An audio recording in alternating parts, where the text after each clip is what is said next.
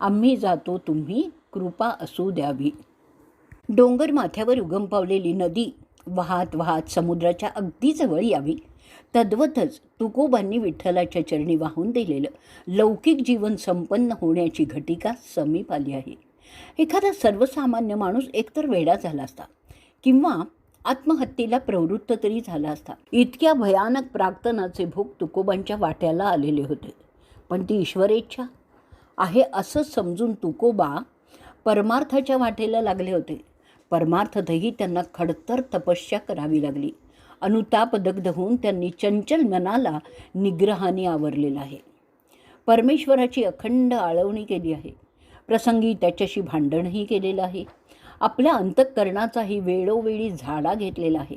श्रीहरीशी पूर्ण एकरूप होण्यासाठी आपल्याला खरोखरच आस लागली आहे की नाही याची खात्री करून घेतली आहे. आणि मगच जीवनावेगळ्या मासोळीसारखे तुकोबा हरिभेटीसाठी तळमळायला लागले. त्यासाठी त्यांनी संतांच्याकडेही साकडं घातलं. आनंदाचा दिवस आला. तुकोबांना विश्वाच्या कणाकणात विश्वंभराची अनुभूती आली. बहुता दिसांची आजी झाली भेटी, झाली होती तुटी काळगती. बहु दिवसा होता सांडी येला मार्ग, क्लेशाचा तो त्याग आजी झाला. तुका म्हणे येथे झाले अवसान, परमानंदी मन विसावले. 2322 हा अभंग आहे. ज्या भेटीसाठी खूप दिवस आर्त सोसले होते, अशी श्रीहरीची भेट आत्ता झाली आहे. प्रतिकूल काळामुळे हरीच्या पायांचा वियोग झाला होता आणि त्या पायांची आता मी पावलो आहे. बहुत दिवस परमार्थ मार्ग सुटला गेला होता, त्यामुळे फार क्लेश झाले होते. आज त्या क्लेशाचा संबंध तुटला आहे.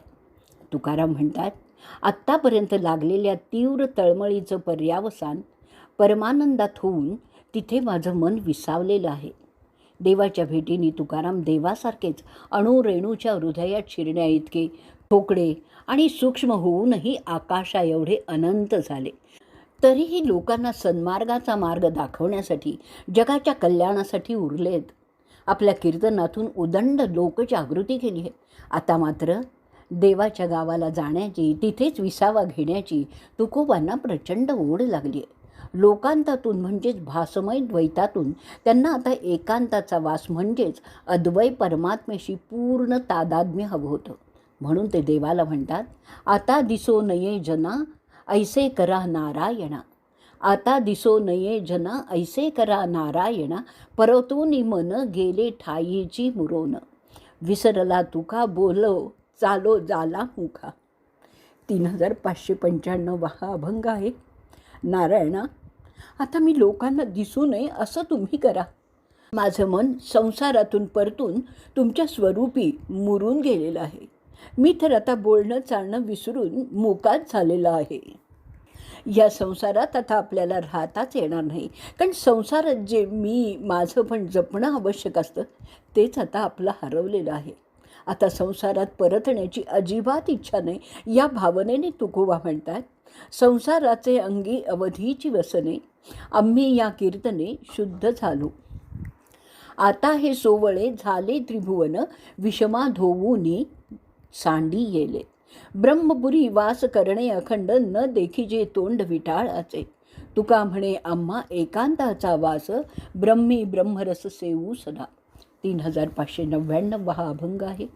संसारात केवळ नामरूपाच्या उपाधीच उपाधी आहेत.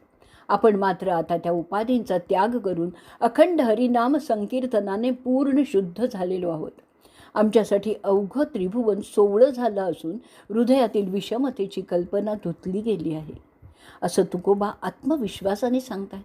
आता ब्रह्मपुरास कायमचा वास करायचा आहे. भेदभावाच्या विटाळाचं तोंडही बघायचं नाही आहे. आता आम्हाला ब्रह्मीभूत होऊन ब्रह्मरस सेवन करायचं आहे. त्यातच एक आनंदाची गोष्ट घडली आहे की आपुल्या माहेरा जाईन मी आता. आपुल्या माहेरा जाईन मी आता, निरोपया संता हाती आला. सुखदुःख माझे ऐकले कानी, कळवळा मनी करुणेचा. करुणी सिद्ध मूळ सावले भातुके, येती दिसे एके न्यावयासी. 3602 हा अभंग आहे. आपल्याला आता माहेरचं बोलावणं आलं आहे असा निरोप संतांनी दिला आहे. तेव्हा मी आता माझ्या माहेरला जाणार आहे. मायबाप परमेश्वराने माझं सुखदुःखाचं बोलणं कानावर घातलं आहे आणि त्यांना करुणेचा कळवळा आला आहे. मला घेऊन जाण्याची त्यांनी तयारी केली आहे. मला कापड चोपड प्रेमाचे भातुकेही बरोबर दिले. आता एक दिवस चांगला पाहून ते मला न्यायला देखील येणार आहेत असं तुकोबा ऊर भरून सांगतायत. तुकोबांना शुभशकुनाची स्पष्ट लक्षणं दिसू लागली. आता मात्र त्यांचं मन इतकं हुरावलं की इतर कशातही त्यांचं चित्तच लागेना.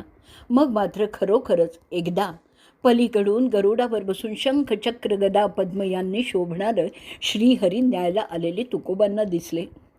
पहिलं आले हरी शंख चक्र शोभे करी, गरुड येतो फडात्कारे, नाभी नाभी म्हणे त्वरे. मुकुट कुंडलांच्या दीप्ती, तेजे लोपला गबसती, मेघश्याम वर्ण हरी मूर्ती डोळस साजिरी. चतुर्भुज वैजयंती गळा माळ हे रुळती, पीतांबरे झळके कसा उजळल्या दाही दिशा. तुका झालासे संतुष्ट घरा आले वैकुंठ पीठ. 3606 हा अभंग आहे. ज्यांच्या हाती शंख चक्र शोभत आहेत असे श्रीहरी पलीकडून येत आहेत. श्रीहरींचं वाहन असलेल्या गरुडाच्या पंखाचा फडात्कार ऐकू येत आहे.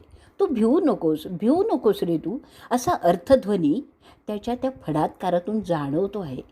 श्रीहरींच्या मस्तकावरील मुकुटाच्या आणि कानातील कुंडलांच्या तेजाने सूर्य आच्छादित झाला आहे.